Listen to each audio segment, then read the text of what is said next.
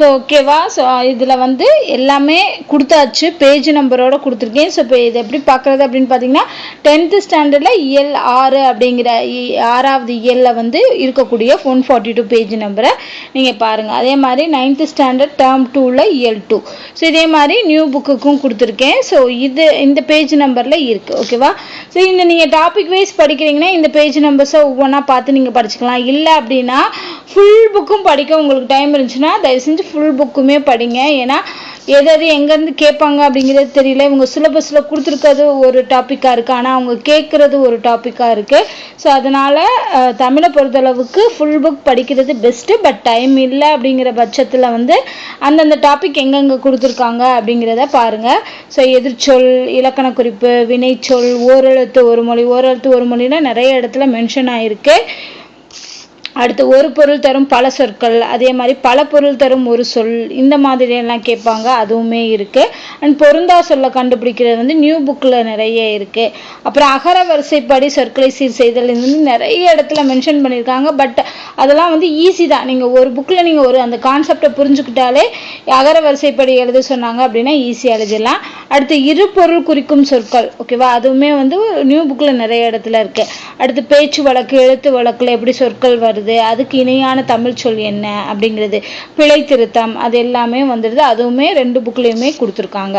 அடுத்து சொல்லும் பொருளும் அறிதல், இது வந்து நம்ம ஃபுல்லாக தான் படிக்கணும். சொல்லும் பொருள்னா பொருள் தருக அப்படின்னு சொல்லி கொடுத்துருப்பாங்க இல்லையா.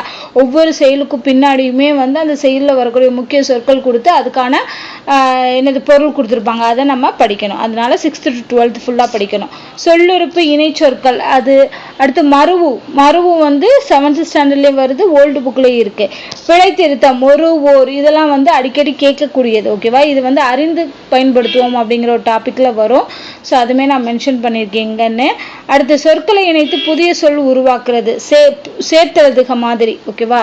ஸோ அது சொற்களை ஒழுங்குபடுத்தி சொற்றொடர் அமைத்தல், அந்த மாதிரி தொடர் வகை, செய்வினை, செய்யப்பாட்டு வினை, தன்வினை, பிறவினை, இதில் வந்து இதை மாற்ற சொல்கிறது, இல்லைன்னா இது எந்த வினை அப்படின்னு கேட்குறது, அந்த மாதிரி கேட்பாங்க.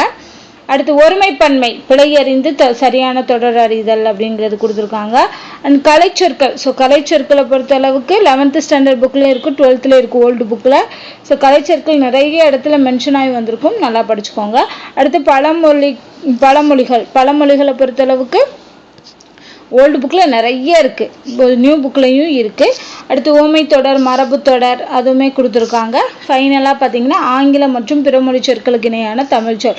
ஸோ இது வந்து நியூ புக்கில் இன்னும் நிறைய கொடுத்துருக்காங்க. அதே மாதிரி 11th and 12th நிறைய வருது நியூ புக்கை பொறுத்தளவுக்கு. ஓகேவா. ஸோ அதை அப்போ நம்ம வந்து என்ன பண்ணணும், இது எல்லா டாப்பிக்கையுமே படிக்கணும். நான் சொன்ன மாதிரி தான், உங்களுக்கு இதை டாபிக் வைஸ் நீங்கள் படிக்கணும்னு நினச்சிங்க அப்படின்னா இதில் உள்ள புக் பேக் பேஜ் நம்பரை வச்சு நீங்கள் படிங்க. இல்லை டைம் இருக்குது என்னால் படிக்க முடியும்னு நினச்சிங்கன்னா ஃபுல் புக்கில், அதாவது ஓல்டு புக்கும் சரி நியூ புக்கும் சரி, ஃபுல்லாக இலக்கண டாபிக் பின்னாடி கொடுத்துருப்பாங்களே, அது எல்லாமே பார்த்தீங்கனாலே ஓரளவுக்கு ஆன்சர் பண்ண முடியும். ஸோ இதுக்கப்புறம் வந்து இலக்கணம் முடிச்சாச்சு. இலக்கியத்துக்கான புக் வேர் டு ஸ்டடி பிடிஎஃப்பும், அதே மாதிரி இலக்கிய அறிஞர்கள் சம்பந்தமான பிடிஎஃப்பும் நான் வந்து நெக்ஸ்ட் வீடியோவில் ஷேர் பண்ணுறேன். வணக்கம் ஃப்ரெண்ட்ஸ், நம்ம இந்த வீடியோவில் என்ன பார்க்க போகிறோம் அப்படின்னு பார்த்தீங்கன்னா டிஎன்பிஎஸ்சியோட தமிழ் சிலபஸ் வந்து கொடுத்துருக்காங்களே, இப்போ நியூ சிலபஸ் கொடுத்துருக்காங்களே. ஸோ அந்த சிலபஸில் இருக்கக்கூடிய இலக்கண டாபிக் வந்து வேர் டு ஸ்டடி பிடிஎஃப் தான் பார்க்க போகிறோம். ஸோ இலக்கண டாபிக் வந்து எங்கே படிக்கிறது அப்படிங்கிறது. ஸோ இலக்கணத்தில் வந்து நிறைய டாபிக் கொடுத்துருக்காங்க. ஸோ அது எல்லாமே வந்து நம்ம ஓல்டு அண்ட் நியூ புக் ரெண்டுமே படிக்கணும். ஏன்னா நியூ புக்கில் இருக்கக்கூடிய சில விஷயங்கள் வந்து ஓல்டு புக்கில் இல்லை, ஓல்டு புக்கில் இருக்கக்கூடிய சில விஷயங்கள் நியூ புக்கில் இல்லை. ஸோ அப்படிங்கிறப்போ இவங்க டாபிக் கொடுத்துருக்க வைஸ் பார்த்தீங்கன்னா new book and old book ரெண்டையுமே சேர்த்து படிக்கணும். ஏன்னா இப்போ குரூப் 4ல் வந்து எங்கேருந்து எப்படி கொஷின் கேட்டாங்க அப்படிங்கிறதே தெரியல. ஸோ தட் நம்ம என்ன பண்ணணும்னா ஓல்டு அண்ட் நியூ புக் இது ரெண்டையுமே கான்சன்ட்ரேட் பண்ணி தான் நம்ம படிக்கிற மாதிரி இருக்கும். ஸோ இதில் வந்து நான் எல்லாத்தையுமே கொடுத்துருக்கேன். ஸோ ஓல்டு புக்கை பொறுத்தளவுக்கு வந்து பார்த்திங்கன்னா 9th வரைக்குமே டேர்ம் வைஸ் புக் இருக்கும், 10th தான் வந்து ஒரே புக் இருக்கும். ஆனால் நியூ புக்கில் வந்து பார்த்திங்கன்னா 6th 7th மட்டும் டேர்ம் வைஸ் புக் இருக்கும், 8th 9th 10th எல்லாமே ஃபுல் புக்காக இருக்கும். ஓகேவா. ஸோ இதில் வந்து நான் மென்ஷன் பண்ணியிருக்கிறது எந்த ஸ்டாண்டர்ட், அதுக்கப்புறம் எந்த டேர்மு, அதில் எந்த இயல். ஸோ நான் இயலோட ஸ்டார்டிங் நம்பர்ஸே வந்து கொடுத்துருக்கேன், அதாவது அந்த இலக்கண டாப்பிக்கோட ஸ்டார்டிங் நம்பரே கொடுத்துருக்கேன். இப்போ குறில் நெடில் வேறுபாடு அப்படின்னா அந்த இலக்கண டாபிக் பின்னாடி வந்து பார்த்தீங்கன்னா அந்த இலக்கணம் முடிஞ்சதுக்கப்புறம் பின்னாடி கொடுத்துருப்பாங்க. மொழியை அறிவோம் அப்படின்னு சொல்லி, அப்புறம் அறிந்து பயன்படுத்துவோம் அப்படிங்கிற மாதிரிலாம் கொடுத்துருப்பாங்க. ஸோ அங்கே வந்து நீங்கள் இப்போ குறில் நெடில் அப்படிங்கிறத நீங்கள் போய் சர்ச் பண்ணிங்கன்னா உங்களுக்கு தெரியும். ஓகேவா? ஓல்டு புக்கை பொறுத்தளவுக்கு அந்த டாபிக் எங்கே இருக்குது அப்படிங்கிறதோட பேஜ் நம்பரே நான் உங்களுக்கு மென்ஷன் பண்ணியிருக்கேன். நியூ புக்கில் மட்டும்தான் அந்த டாபிக் ஆரம்பிக்கிற பேஜை வந்து மென்ஷன் பண்ணியிருக்கேன். ஓகேவா?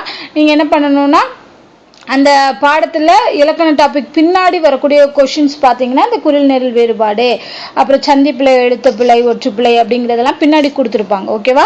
ஸோ நிறைய இடத்துல வந்து இலக்கணம் வந்து இருக்குது. ஓகேவா? இந்த பிடிஎஃப் நான் உங்களுக்கு ஷேர் பண்ணேன், பிடிஎஃப் டிஸ்கிரிப்ஷனில் கொடுக்குறேன், டவுன்லோட் பண்ணி வச்சுக்கோங்க. ஏன்னா இது எல்லாமே வந்து இருக்குது, மோஸ்ட்லி வந்து எல்லாமே கவர் ஆகிற மாதிரி தான் இருக்குது, எதுவும் மிஸ் ஆகிற மாதிரி கிடையாது.